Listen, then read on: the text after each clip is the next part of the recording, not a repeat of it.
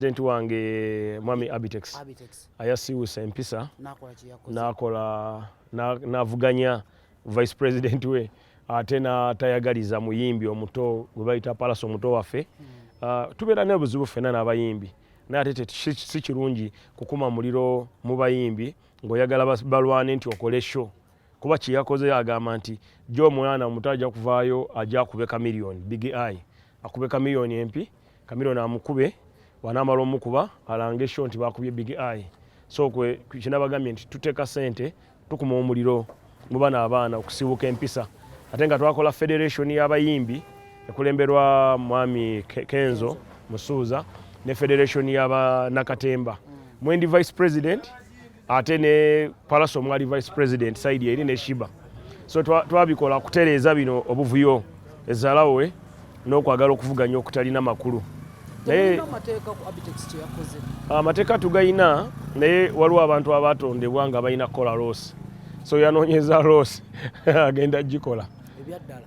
Nze gwolaba otya gwe mukolaba koolaba otya mwemulaba mutya kubanga omugama nze singa mbadde nkyalina singa nina obuyinza mbadde just Abtex nga mukulu wange mbadde nja kusaba omuntu amusingako obukulu amugalamize bamukube ekibooko 7 bamugambe yiga okugoberera amateeka gokoze eki okugoberera amateeka goteeseewo. Yes, so kibi nti ali mukola byakola ate kibi nze nkikakasa kusinzira ku byo byokwerinda bagamba ye yawa abaana ba Alienskin sente 15,500 baana bali 40 15,500 n'omusokoto gw'enjaye bagende bonone raso za pallaso. Mukusooka nali ndowooza nti pallaso animba paka bajuwe yavuddeyo n'angamba naye Balamu olina olugambo ngenda kugamba ekyama kino naye ate ogenda kyoga ne mugamba nze tisikweka nze njogera mazima.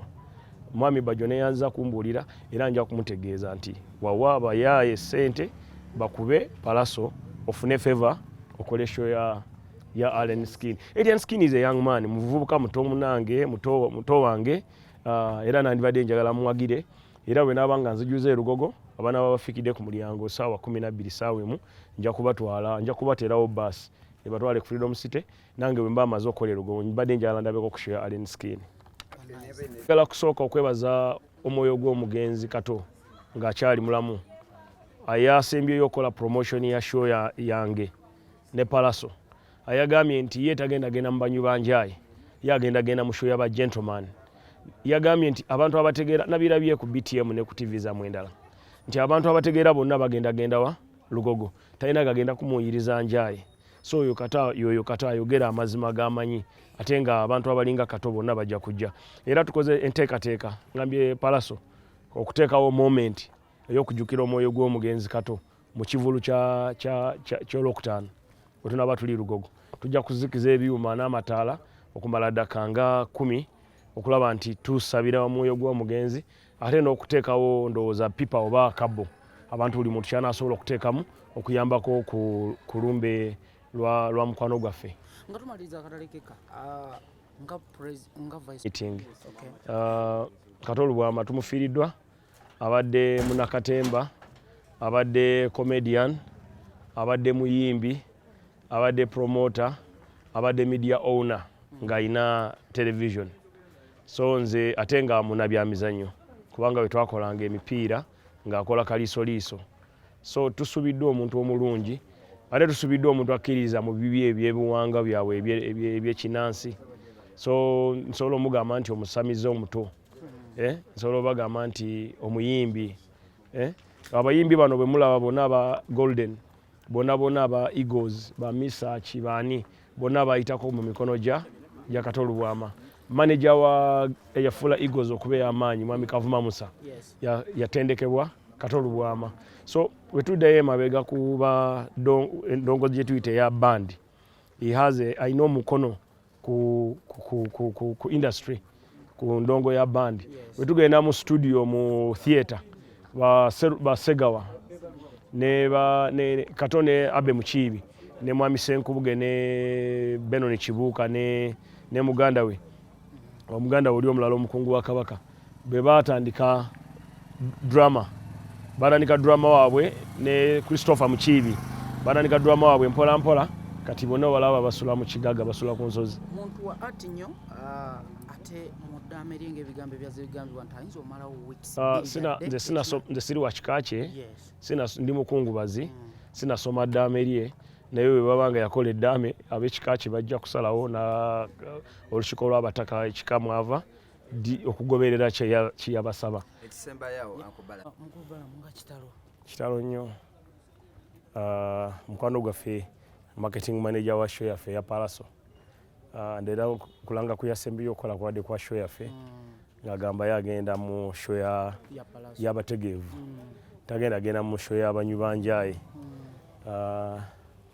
era kwegamba nze nsobola okwogera ku katongo omuntu abadde controversial omuyimbi promoter comedian munabyabufuzi so abadde nga buli kimu akikola kati abadde akola buli kyomanyi ku nsi.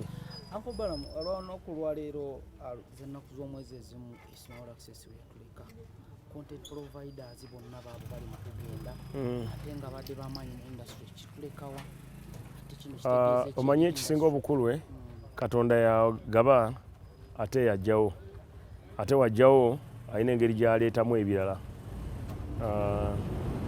Isima yafaana ku z'omwezi era ze zino so ziweze ennaku asatu bukyanga afa nga kibi so mu nnaku asatu tujja kuba tufiirwa si kirungi.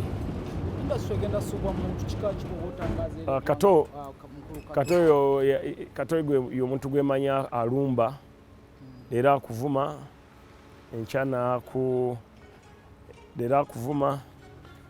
enkya kati ono nandibadde muyita namwandu naye sinamwandu mwanyina w'omugenzi Kato gwe mbadde mumbuuza mubikendeezeeko musooke mubuuzeeko mwanyinaze abasooka mubuuzeeko mwanyinaze musooke mubuuzeeko mwanyinaze nga kitalo nnyo mawulire gakusangawa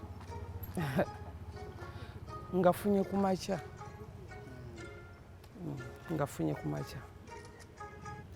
ndi wasembayo okuwayamu ne Kato olubwamu buli lunaku tangaza ensi tufiiriddwa muntu kika kima mufiina kuba abadde musajja w'amaanyi eri industry n'ebintu bingi bizze bikolebwa omukulu Kato olubwama buli muntu abadde amumanyi nga bwamumanyi buli omu abadde amumanyi nga bwamumanyi. Kizibu nnyo kyoyinza okugamba abantu bafiiriddwa omuntu omulungi ennyo nti oba afiiriddwa omuntu omubi ennyo naye Kato olubwama buli muntu abadde amumanyi nga bwamumanyi. Gweobadde olina kyomumanyiko omulala abadde alina kyamumanyiko kwegamba sisobola nze munnyonnyola okugyawo Katonda yasobola omunnyonnyola. Obulwadde bwajjaawo n'atuuka n'okutwalibwa ebweru n'atereezebwamu bambi Mukama n'amuwa second chance n'akomawo. Bwe yakomawo vidiyo ezimu ez'enjawulo zibadde zikolebwa badde zikulaga nti ali mu ssaawa ye ali mu kulya akasente ke. Bw'oba okubamu akufaananyi ne vidiyo ezimu z'obadde olaba ku Kato olubwamu osobola ozituyizaamu oti okusinziira obulamu bwe? Nze Kato olubwama nsobola omunyumyamu nti ye musajja abadde yakkiriza era ng'akola bimunyumira ng'akimanyi nti ssaawa yonna ajja kufa, ssaawa yonna ajja kufa. Ye abadde atambulira era nga ayinza okukubira esimu n'agamba nti owaaye n'olwaliro wendi. Abadde amanyi ebimuluma, abadde amanyi obulwadde bwe. Kato olubwama aludde n'obulwadde nga bumutawaanya naye nga yakkiriza. Manyi ebiseera ebisinga abantu abamu tetukkiriza nti ekintu kize essaawa yonna nsobola okuvaawo naye Kato olubwama kyaliddeko kyasanyukiddeko kyekyo kike akoze ebimunyumira. Omanyi omuntu bw'abeera n'akasente ke abeera mu bulamu bwe ng'ali stress free. Tugambe nti ekyokuva mu parliament kino engeri gye kyamukosaamu? Nedda Kato olubwama in fact ndowooza ndi omu ku baatwala Kato olubwama mu parliament. Twali tubinyumya ng'ebyokusaaga n'agamba naye nange nsobola okuyingirako mu parliament. Ne mugamba osobola. Nali omu neekakasaako nali omu ku abo abampuushinga naye olwedde obulwadde bwe yali abulina era obulwadde aludde nabwo bwebanga bwe bumussa abadde musajja nga mulwadde naye parliament kwe kugigendamu yeeyubule afuneyo ka capital, afuneyo akasente akamubeezaawo era akafunyeeyo abadde tali bubi. Ate musajja muyimbi era mukubeera omuyimbi music we nga omanyi nti wagenze baana bagenda muzanyiramu byayimirira ne famire. Mu budde buno ng'omuntu yakafa abantu beetema ebintu bingi. Mu nsi muno abantu beetema ebintu bingi naye simanyi nnyo bintu byakwetema mu kadde kano. Naye bwe kinaaba kisobose awali okuyimirira ku famire ya Katolwama nja kuyimirirawo. Ne bamukulu Balamu balaba bano weebali. Industry bagiruddemu bagimanyi. Tetukakasa nti Katolwama ayinza okufa n'azikirira oba ebintu bye ne byonooneka. Tumusabire afune ekiwumulo eky'emirembe. Ate nze manyi ajja kifuna. Yes, n'ekitangala Yes, manyi ajja kifuna. Yeah.